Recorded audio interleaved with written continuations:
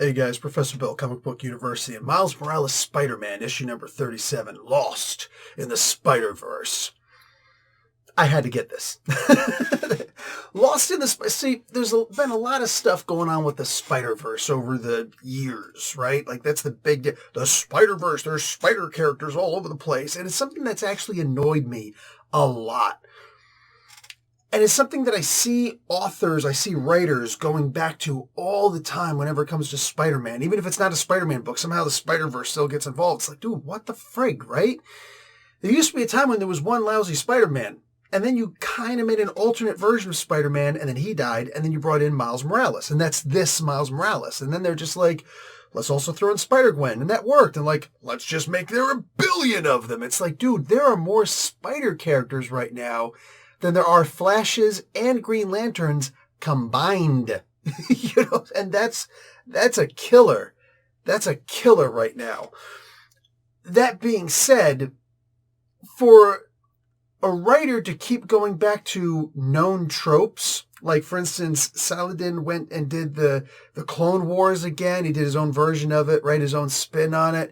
He did this, he did that, all these things that have technically been done before, but he puts his own take on it. I have to say, Saladin Ahmed is probably the person who, more than any other writer at Marvel at least, has gone back to the old tropes and still made them original enough that they mostly worked. No perfection, but they mostly worked. And for somebody who has to put out one or two comic books of the same character every single month, I dare anybody to say that's easy. Yes, I dare Jed McKay to come back on here and say that's easy. That being said, guys, let's get into this freaking comic book. Let's talk about who actually made this book, and we'll go on from there.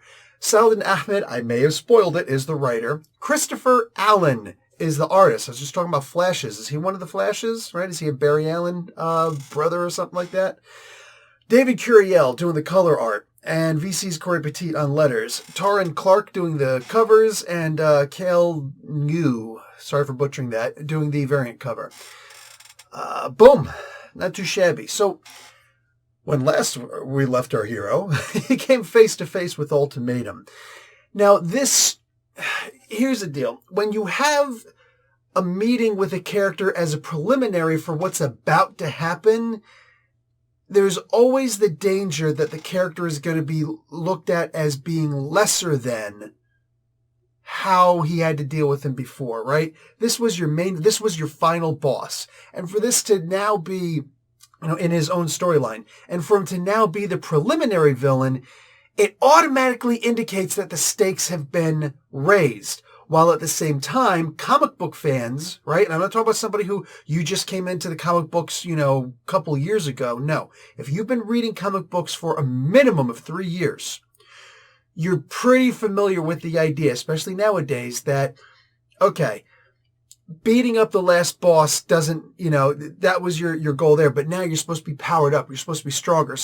So if you had a rematch with that guy, it should be easy to beat him up, right? Which kind of diminishes that character and makes it so that you can really only use villains a couple of times. Now, in real life, that's not the way it happens. I could get into a fight 6 times with this one dude, like in my BJJ classes, and beat him. And the next time I go in, I'm still thinking to myself, okay, how am I going to beat him? Because not only have I learned him, but he's learned me. At some point, he is going to get a win over me, right? As long as we're fairly evenly matched. So you have to take a certain level of reality with this fantastical story, yes? Most of the time, a lot of times when one comic book ends and you see the main bad guy there, who was the main bad guy, and he's the preliminary, now you're like, oh shoot. But when you get to the next issue, you realize, no, this guy is just in the prelims. This is your first boss you got to face. So, yeah, it usually gives you the sense that this guy's going to be beaten pretty easily. I'm very happy to be able to say that after all that, no, he wasn't easy to beat. And in the end, Miles, in some ways, actually got beat because he didn't finish the job.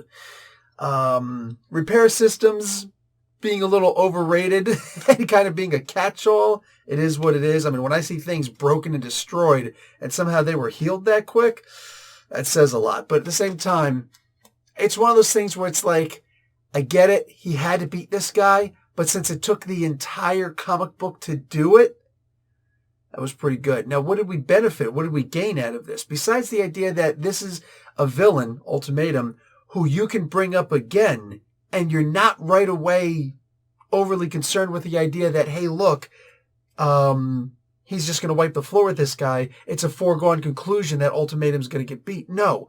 After this second major battle with him, I'm of the opinion that Saladin is going to keep his villain strong. It's an issue that I've brought up with many comic books and many writers in the past, where just because you have a character like the Juggernaut who's supposedly super powerful because he gave the X-Men a run for their money, and he's tough with Thor, if you have, like, let's say Colleen Wing beat up the Juggernaut, you're not making Colleen Wing look strong. Too many writers, and I mean bad writers, think that's what they're doing. They're making Colleen Wing look really strong because she just beat up the Juggernaut. No, you're making the Juggernaut look like a chump because there's no way in hell that Colleen Wing is ever going to get, like, even an honorable mention in a fight against the Juggernaut. She's being stomped, and the best thing she could do is run. And the only question is, can she run fast enough? Because Juggernaut ain't stopping, right? There's some heroes who shouldn't beat some villains. They simply shouldn't. I'm of the strong belief that Spider-Man never, ever should have been able to beat the Juggernaut, and that was the beginning of his downfall at that point. Many writers saw Juggernaut as chump change from that point on, right?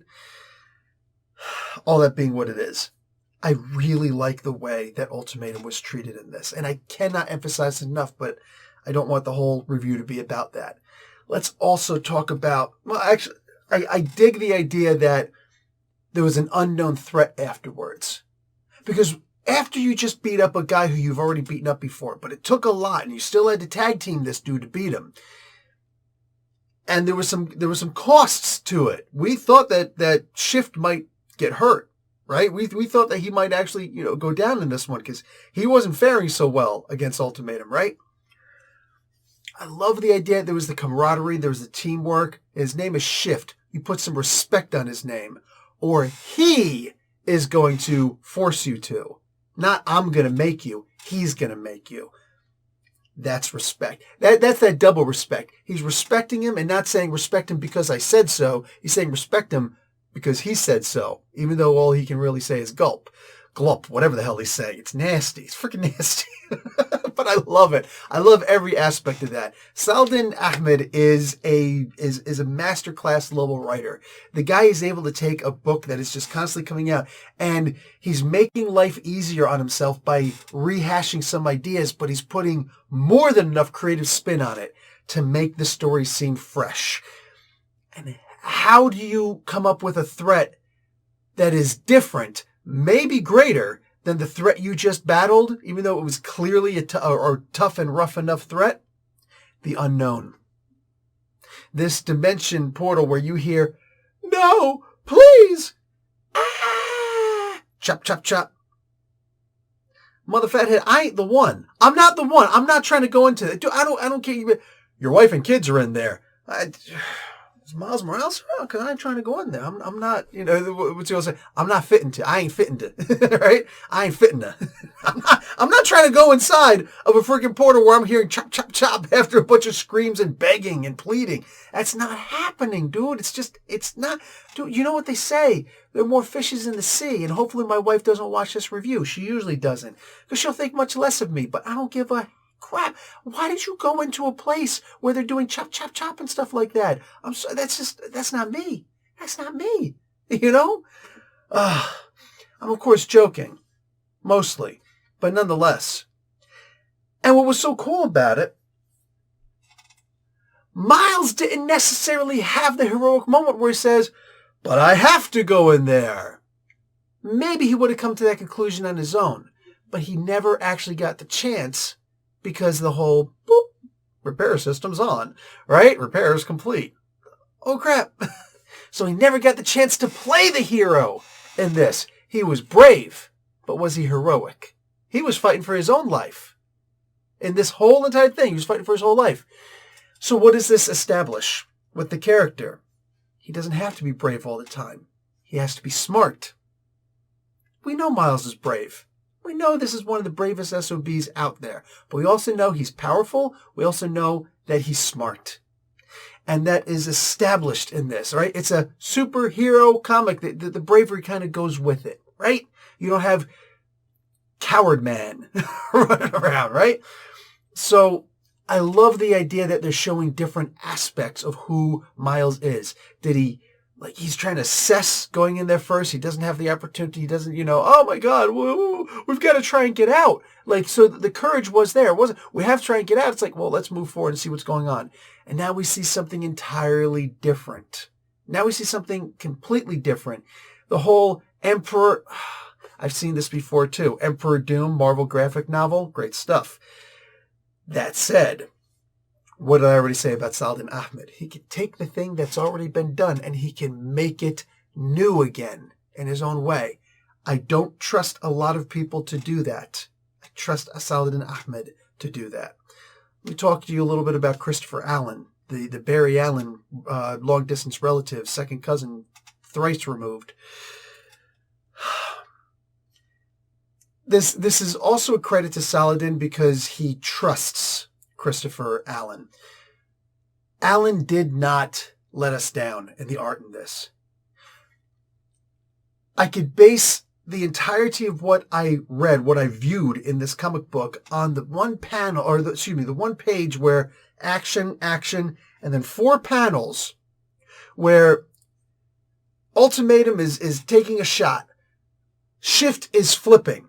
Next panel, some of his knee, some of Ultimatum's knee and his arm, showing that and Shift is still moving.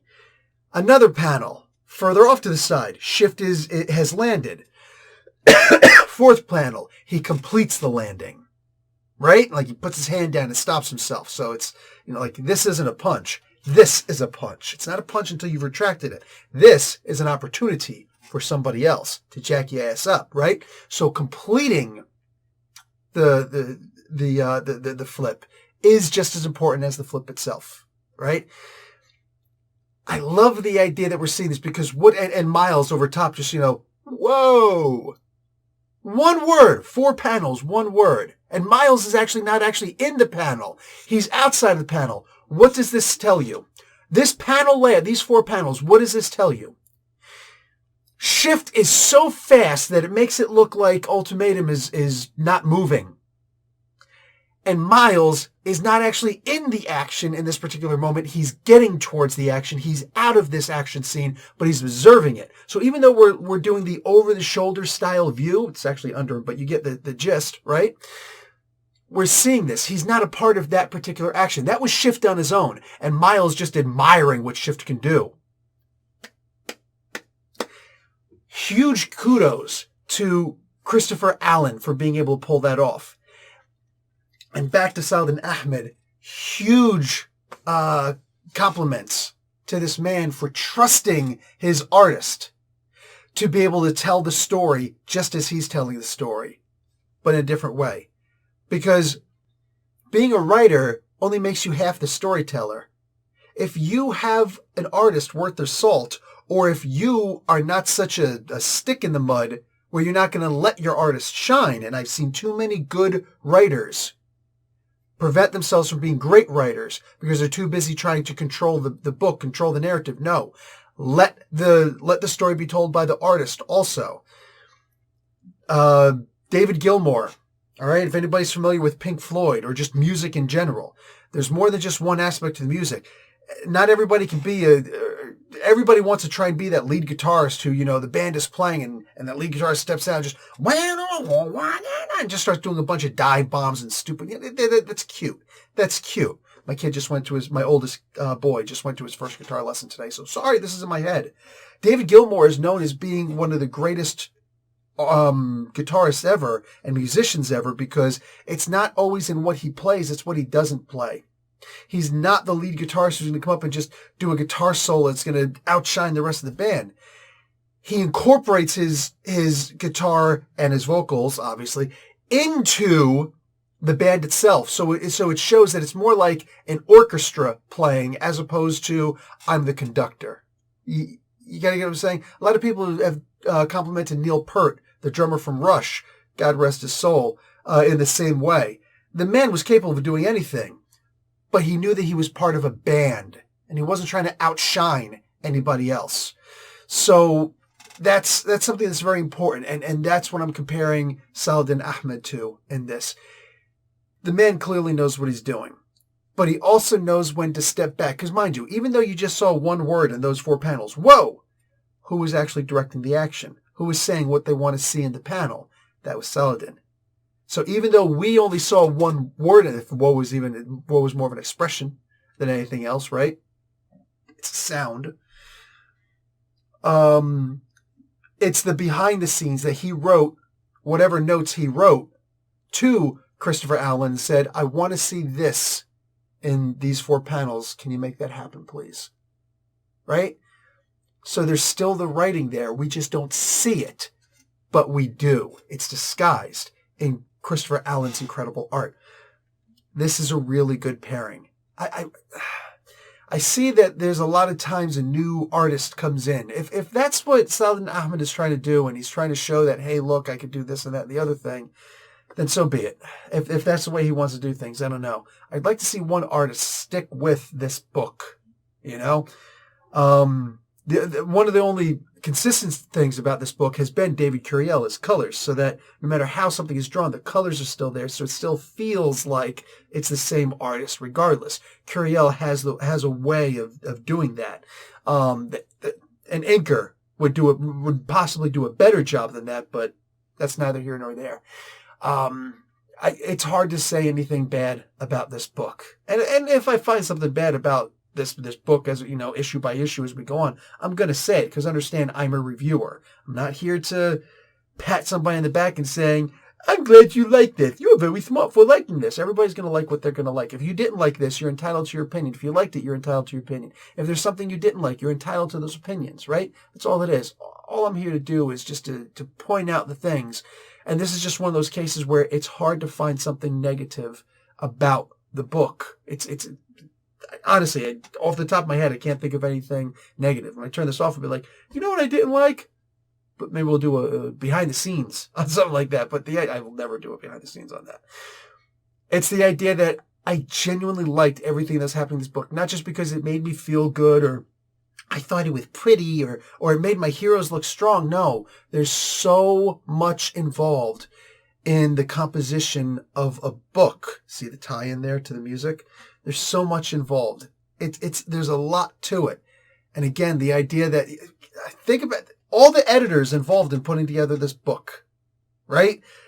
The continuity that has to be maintained, not only the internal continuity, but the external continuity as well, right? There's so much involved in putting together a comic book. And when it comes out right, it's one of those things where it lets other people know this is how it's done. And the only excuse is the fault that the individuals who are actually responsible for the comic book are finding in themselves, or should in some ways find in themselves. I really dug this. Really did. Looking forward to the next issue. Talk to you guys later. Like the video, watch an ad. Professor Bill, Comic Book University. Class dismissed.